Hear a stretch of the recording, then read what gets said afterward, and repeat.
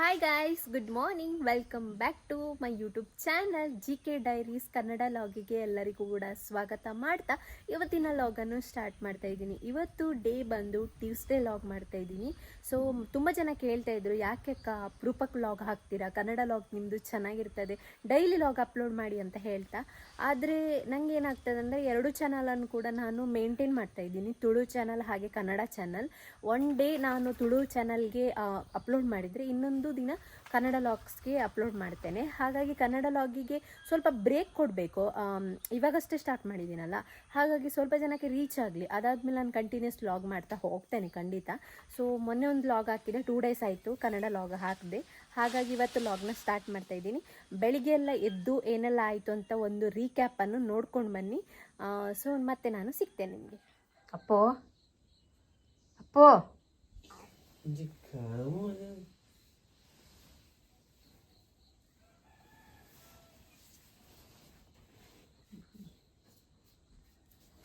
ಎಲ್ಲಿ ಮರೆ, good morning, time ಆಯಿತು. Good morning, good morning, good morning, good morning, good morning.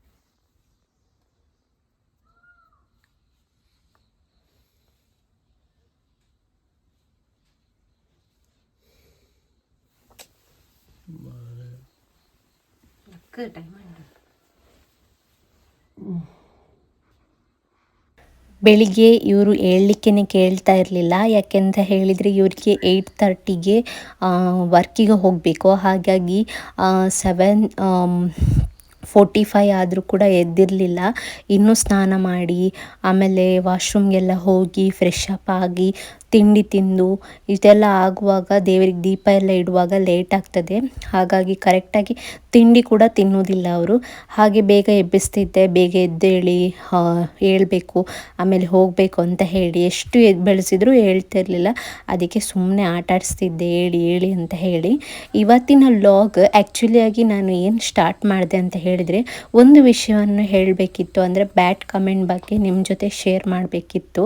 ಏನು bad comment ಹಾಕಿದ್ದಾರೆ ಅಂತ ಹೇಳಿದರೆ, ನಿಮಗೆ ಮಾನ ಮರ್ಯಾದೆ ಇದೆಯಾ, ನಮ್ಮ ಮನೆಗೆ ಬನ್ನಿ ಅಂತ ಹೇಳಿದ್ದಾರೆ.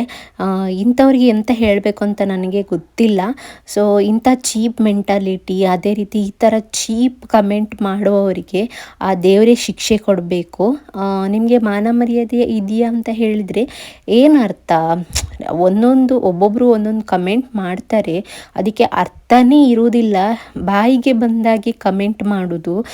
ಸುಮ್ಮನೆ ಕೆಲಸ ಇಲ್ಲ ಅಲ್ಲ, ಕೂತ್ಕೊಂಡು ಕೆಲವೊಬ್ಬರಿಗೆ ಕೆಲಸ ಇರೋದಿಲ್ಲ ಮನೆಯಲ್ಲಿ, ಅಂಥವರು ಇಂಥ ಕೆಲಸ ಎಲ್ಲ ಮಾಡ್ತಾರೆ.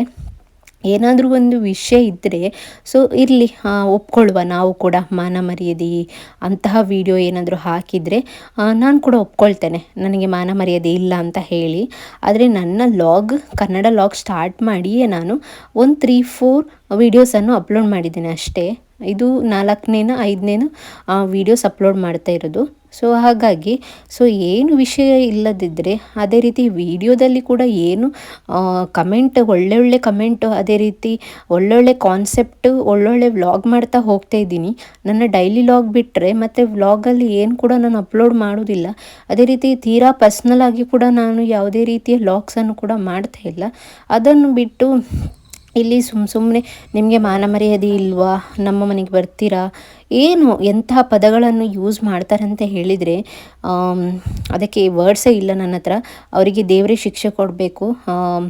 ತುಂಬ ಮೂರು ಬಿಟ್ಟವರು ಅಂತ ಹೇಳ್ತಾರಲ್ಲ, ಅಂಥವರೇ ಇಂಥ ಕಮೆಂಟೆಲ್ಲ ಮಾಡೋದು. ಇಂಥವರಿಗೆ ಚಪ್ಪಲಿಲಿ ಹೊಡಿಬೇಕು.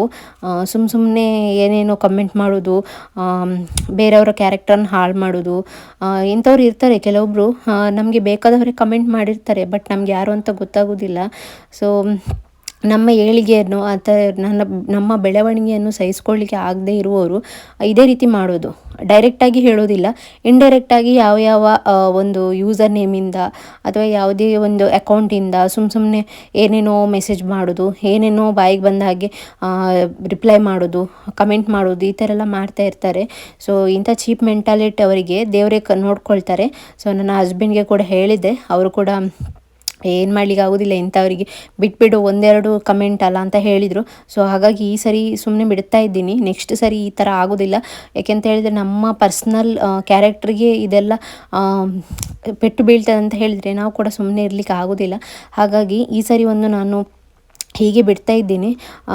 ನನಗೆ ಆ ಥರ ತುಳು ಚಾನಲಲ್ಲಿ ತುಂಬ ಕಮೆಂಟ್ ಬಂದಿದೆ, ಬಟ್ ಅದನ್ನೆಲ್ಲ ಇಗ್ನೋರ್ ಮಾಡ್ತಾ ಇದ್ದೆ. ಯಾವುದನ್ನು ಕೂಡ ನಾನು ಇದು ಮಾಡ್ತಾ ಇರಲಿಲ್ಲ. ಬಟ್ ನನಗೆ ಸಪೋರ್ಟಿಂಗ್ ಆಗಿ ತುಳು ಚಾನಲಲ್ಲಿ ತುಂಬ ಜನ ಇದ್ದಾರೆ. ಬಟ್ ಕನ್ನಡ ಚಾನಲಲ್ಲಿ ಇವಾಗ 1-2-3 ವ್ಲಾಗ್ ಹಾಕ್ತಾ ಇರೋದಲ್ಲ, ಹಾಗಾಗಿ ಇನ್ನೂ ಸಪೋರ್ಟಿಂಗ್ ಇನ್ನೂ ಜನಗಳು ನನಗೆ ಸಿಕ್ಕಿಲ್ಲ.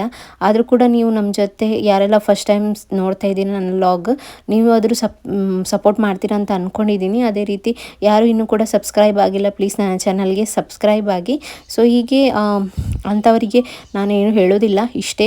ಬ್ಯಾಡ್ ಕಮೆಂಟ್ ಮಾಡೋವರಿಗೆ ರಿಟರ್ನ್ ಯಾವಾಗಾದರೂ ಅವರ ಬ್ಯಾಡ್ ಕಮೆಂಟಿಗೆ ಉತ್ತರ ಅವ್ರಿಗೆ ಸಿಗ್ತದೆ. ಕರ್ಮ ರಿಟರ್ನ್ಸ್ ಅಂತ ಹೇಳ್ತಾರಲ್ಲ, ಕರ್ಮ ಯಾವತ್ತಿದ್ರೂ ಯಾರನ್ನು ಕೂಡ ಬಿಡೋದಿಲ್ಲ ಹಾಗೆ. ಸೊ ನಾನಿವತ್ತು ಬೆಳಿಗ್ಗೆ ಎದ್ದು ಹಸ್ಬೆಂಡ್ ಹಾಗೆ ನಂದು ನಾದಿನಿ ಅವರನ್ನೆಲ್ಲ ಕಾಲೇಜಿಗೆಲ್ಲ ಕಳಿಸಿ, ಸೊ ನನ್ನ ಡೈಲಿ ರೂಟೀನ್ ಬೆಳಿಗ್ಗೆ ಎದ್ದು ಎಲ್ಲ ಫ್ರೆಶ್ ಅಪ್ ಆಗಿ, ಆಮೇಲೆ ಹಲ್ಲುಜ್ಜಿ, ನೆಕ್ಸ್ಟ್ ದೋಸೆ ಎಲ್ಲ ತೆಗೆದುಕೊಟ್ಟು, ನೆನ್ನೆದು ಚಿಕನ್ ಸಾಂಬಾರಿತ್ತು ಹಾಗೆ ಅದನ್ನೆಲ್ಲ ದೋಸೆಗೆ ಹಾಕಿಕೊಟ್ಟು ತಿಂಡಿ ಎಲ್ಲ ತಿಂದು ಎಲ್ಲರನ್ನು ಕಳಿಸಿದೆ. ಸೊ ಇದು ಕಾಲಿಗೆ ಏನು ಪೆಟ್ಟಾಗಿದ್ದಲ್ಲ, ಸ್ವಲ್ಪ ಏನು ಗಾಯದ ರೀತಿ ಆಗಿದೆ. ಸೊ ಯಾರಿಗೆಲ್ಲ ನೋಡ್ಲಿಕ್ಕೆ ಆಗೋದಿಲ್ವೋ ಸೊ ಪ್ಲೀಸ್ ಸ್ಕಿಪ್ ಮಾಡಿ, ಕೆಲವೊಬ್ಬರಿಗೆ ಗಾಯ ಎಲ್ಲ ನೋಡ್ಲಿಕ್ಕೆ ಆಗೋದಿಲ್ಲ. ನಾನು ಯಾಕೆ ಇಂಥ ವಿಚಾರವನ್ನು ನಿಮ್ಮ ಜೊತೆ ಶೇರ್ ಮಾಡ್ತೇನೆ ಅಂತ ಹೇಳಿದರೆ, ನನಗೆ ಏನಾದರೂ ಗಾಯ ಆದರೆ ನಾನು ಅದನ್ನು ನಿಮ್ಮ ಜೊತೆ ಶೇರ್ ಮಾಡೋದು ಏನಕ್ಕಂದರೆ, ನಿಮಗೇನಾದರೂ ಅದರ ಬಗ್ಗೆ ಪರಿಹಾರ ಏನಾದರೂ ಇದ್ದರೆ, ಹೋಮ್ ರೆಮಿಡಿ ಏನಾದರೂ ಇದ್ದರೆ ನನಗೂ ಕೂಡ ತಿಳಿಸ್ತೀರಲ್ಲ, ಹಾಗೆ ನನಗೆ ಹೆಲ್ಪ್ ಆಗ್ತದೆ ಅಂತ ಹೇಳಿ. ಸೊ ನಾನು ಎಷ್ಟು ಕೆಲಸ ಮಾಡ್ತೇನೆ ಅಂತ ಹೇಳಿದರೆ ನನ್ನ ಕೈ ನೋಡುವಾಗ ನಿಮಗೆ ಗೊತ್ತಾಗ್ಬೋದು. ಇವಾಗ ನನ್ನ ಅತ್ತೆ ಬೇರೆ ಇಲ್ಲ, ಹಾಗಾಗಿ ಮನೆ ಕೆಲಸ ಎಲ್ಲ ನನ್ನ ಮೇಲೇ ಬಿದ್ದಿದೆ. ಸೊ ಅವರು 15 ದಿನದ ಮಟ್ಟಿಗೆ ಬೇರೆ ಕಡೆ ಕೆಲಸಕ್ಕೆ ಹೋಗಿದ್ದಾರೆ. ಹಾಗಾಗಿ ಮನೆಯಲ್ಲಿ ಇದೇ ಟೈಮಿಗೆ ಗ್ಯಾಸ್ ಕೂಡ ಖಾಲಿಯಾಗಿದೆ.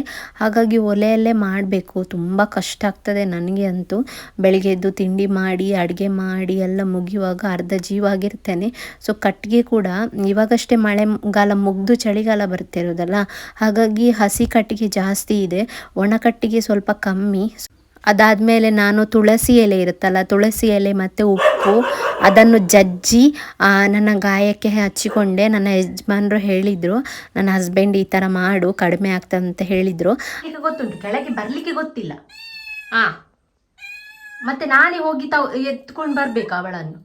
ಅವಳಿಗೆ ಹೊಟ್ಟೆ ಹಸ್ದಾಗ ಬರ್ತಾಳೆ, ಬರಲಿಕ್ಕೆ ಗೊತ್ತಿಲ್ಲ, ಹೋಗ್ತಾಳೆ ಊರಿಗೆ ಮುಂಚೆ ಮೇಲೆ ಹೋಗ್ತಾಳೆ. ನಿಲ್ಲು ಬರ್ತೇನೆ.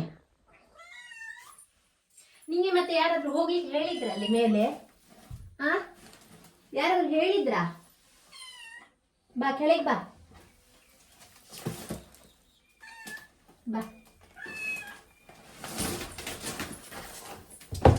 ಅಬ್ಬಾ ಒಂದು ಕೈ ಹೋಯ್ತು ಮಾರೆ. ಬಜ್ಜಿ ಉಪ್ಪದ್ರೆ ಈ ಬೆಕ್ಕುಗಳಿದ್ದು ನಾಯಿದ್ದೆಲ್ಲ ತುಂಬಾ ಉಪದ್ರ ಆಗಿ ಹೋಗಿದೆ. ಎಲ್ಲರೂ ತಗೊಂಡೋಗಿ ಬಿಡುವ ಅಂತ ಆಗ್ತದೆ ಒಂದೊಂದ್ಸಲಿ. ಇಲ್ಲಿ ಕಾಣ್ತುಂಟ ನಿಮಗೆ, ಫಸ್ಟಿಗೆ ನನಗೆ ನೋವು ಇಲ್ಲಿ ಈ ಸೈಡಲ್ಲಿ ನೋವು ನನಗೆ. ಹಾಗೆ ಅದು ನಾನು ಕಿಟಕಿಯನ್ನು ಹಿಡ್ಕೊಂಡಲ್ಲ, ತುಂಬ ನೋವಾಯ್ತು. ಮಧ್ಯಾಹ್ನಕ್ಕೆ ಅನ್ನ ರೆಡಿಯಾಗಿದೆ, ಚಿಕನ್ ಸಾಂಬಾರ್ ಕುದೀತಾ ಇದೆ. ಚಿಕನ್ ಸಾಂಬಾರು ನೆನ್ನೆದುಂಟು ಸಾಕು. ಇಲ್ಲಿ ಪಪ್ಪಾಯಿ ತುಂಡು ಮಾಡಿಟ್ಟಿದ್ದೇನೆ. ನೆಕ್ಸ್ಟ್ ಇದು ದೋಸೆ ಹಿಟ್ಟುಂಟು ಸ್ವಲ್ಪ. ನೆಕ್ಸ್ಟ್ ಇದು ಚಹಾ, ಇದು ಸ್ವಲ್ಪ ನೆನೆ ಟೊಮೆಟೊ ಸಾರೇ ಉಂಟು. ಸೊ ಈಗ ಈ ವ್ಲಾಗನ್ನು ನಾನು ಇಲ್ಲಿಗೆ ಎಂಡ್ ಮಾಡ್ತಾ ಇದ್ದೇನೆ. ನೆಕ್ಸ್ಟ್ ವ್ಲಾಗಲ್ಲಿ ಸಿಗ್ತೇನೆ. ನಿಮಗೆ ಎಂಥ ವಿಡಿಯೋ ಬೇಕು ಅಂತ ಕಮೆಂಟ್ ಬಾಕ್ಸಲ್ಲಿ ಮಿಸ್ ಮಾಡದೆ ಕಮೆಂಟ್ ಮಾಡಿ. ಅದೇ ರೀತಿ ಇಂಟ್ರಡಕ್ಷನ್ ವಿಡಿಯೋ ಬೇಕು ಅಂತ ಹೇಳಿದರೂ ಕೂಡ ಕಮೆಂಟ್ ಮಾಡಿ. ಆದರೆ ಎಂತಾದರೂ ಪ್ರಶ್ನೆ ಇದ್ದರೆ ನನ್ನಂತ ಕೇಳ್ಬೋದು. ಯಾರು ಇನ್ನೂ ಕೂಡ ಸಬ್ಸ್ಕ್ರೈಬ್ ಆಗಿಲ್ಲ ನನ್ನ ಕನ್ನಡ ಚಾನಲ್ಗೆ, ಪ್ಲೀಸ್ ಸಬ್ಸ್ಕ್ರೈಬ್ ಆಗಿ ಅಂತ ಹೇಳ್ತಾ ನೆಕ್ಸ್ಟ್ ವಿಡಿಯೋದಲ್ಲಿ ಸಿಗ್ತೇನೆ. ಅಲ್ಲಿಯವರೆಗೂ take care, bye bye, thank you for watching.